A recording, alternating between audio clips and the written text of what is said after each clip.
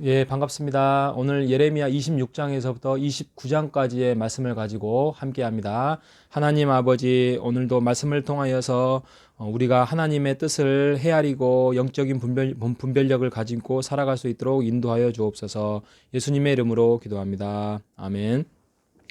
예, 오늘 예레미야의 26장의 말씀은 첫 번째로 정해야 할 주제가 불의에 타협하지 말고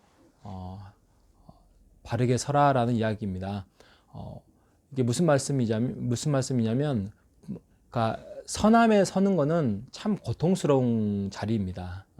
왜냐하면 이게 다수결의 원칙이나 또 어떤 원칙에 따라서 봐도 여러 가지 내가 불리하고 나에게 손해가 가져오는 것 같은 어떤 마음을 갖게 하는 것입니다. 지금 상황에서도 지금 예레미야는 하나님의 분명한 뜻을 가지고 전하는 선지자인데도 불구하고 거짓 선지자들의 여러 가지의 모함과 어려움과 생명까지 이를 위기까지 놓여져 있습니다. 또 그들 안에서도 예레미야를 죽여야 된다, 죽이지 말아야 된다 이렇게 또 나누어지고 그런 상황에 있습니다. 그런데 하나님께서는 결국에는 그런 예레미야의 참 선지자의 그 말씀을 전하는 자로서의 지켜나가기 위하여서 그를 생명을 보존하고 지켜가고 있습니다. 그리고 예레미야에게 명령을 합니다.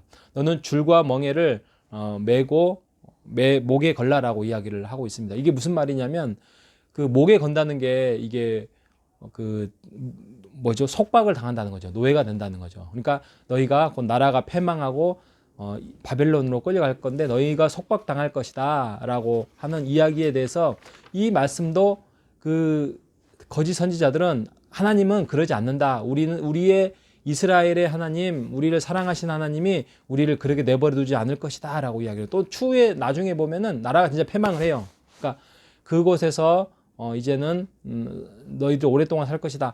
그러니까 거짓 선지자들 말합니다. 아니다. 하나님께서는 우리나라를 다시 한번 금방 회복시킬 것이다. 또 그렇게 거짓 선지자를 이야기합니다. 하나님의 뜻을 받지도 않았는데도 그 선지자라는 이 이름으로 선지자가 아니죠. 거짓 선지자는 이름으로 그들의 명예와 그들의 유익과 그들의 이익을 쫓아서 말씀을 전하는 그런 자들이 있었습니다. 여러분 오늘날도 그러지 않겠습니까?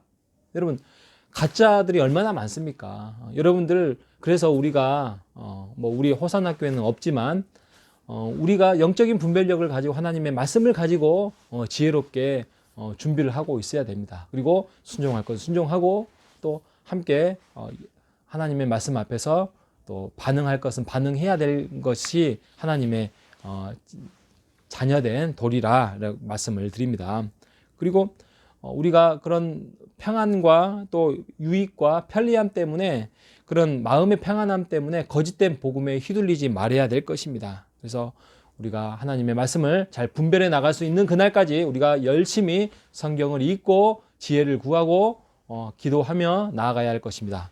자, 두 번째 제가 드리고 싶은 메시지는 어차피 시간이 지나면 참과 거짓은 드러나게 될 것이다 라는 것입니다. 여러분 28장에 보면 거짓 선지자 하나냐라는 사람이 또 나옵니다. 이 하나냐가 굉장히 희망적으로 이야기를 하고 듣기 좋은 말씀을 합니다. 평화의 이야기를 합니다. 위로의 말. 그런데 지금은 그때 그 상황은 이제는 이스라엘은 죄가 가득 찼고 이제 한번 나라가 무너져서 새롭게 회복돼야 할 그런 하나님의 메시지가 참인데도 불구하고 그들은 거짓된 복음을 전하는 것이죠. 근데 시간이 지나면 결국에는 참과 거짓은 드러나게 될 것이다. 그러니 우리가 그 참 앞에 서서 힘들고 어렵고 고통받는지라도 하나님을 붙들고 하나님의 그 말씀 앞에서 나아가는 여러분 되시기를 바랍니다.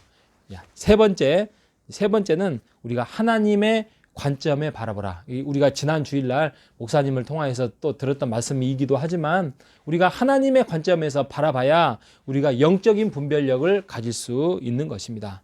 이제 포로로 끌려갑니다. 포로로 끌려갈 때 그 예레미야가 편지를 보냅니다. 그 포로자들에게 그 내용이 뭐냐면 그곳에 가서 너희들 다른 행동하지 말고 그곳에서 밭을 갈고 결혼을 하고 자녀를 갖고 그러면서 너희들이 살라라고 이야기합니다. 왠지 나라가 이제는 망했으니까 이제는 회복할 운동하지 말고 너희들 그곳에서 그냥 정착하며 살아라 라는 메시지 같이 들리지만 그러지 않습니다. 그 메시지가 아니라 하나님의 때가 임하면 하나님께서 회복할 것이다 라는 뜻이죠. 그러니까 그곳에서 준비를 하라 이거죠. 너희들이 어떤 편안하게 지내라는 이야기가 아니라 너희들이 미래를 잘 준비하고 시간을 허비하지 말고 새 시대를 준비할 수 있는 낙심하지 않는 마음으로 너희들이 준비해 나가라고 이야기를 하고 있습니다. 거짓 선지자들이 그거에 대해서 반대를 했다라고 아까 초반에 말씀을 드렸죠.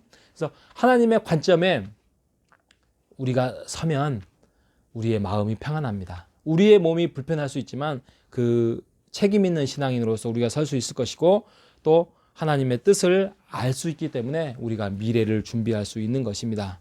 여러분, 하나님이 함께 하신다면 지금의 우리의 상황이 아프고 고통받고 또 어려움이 당할지라도 그곳이 천국 아니겠습니까?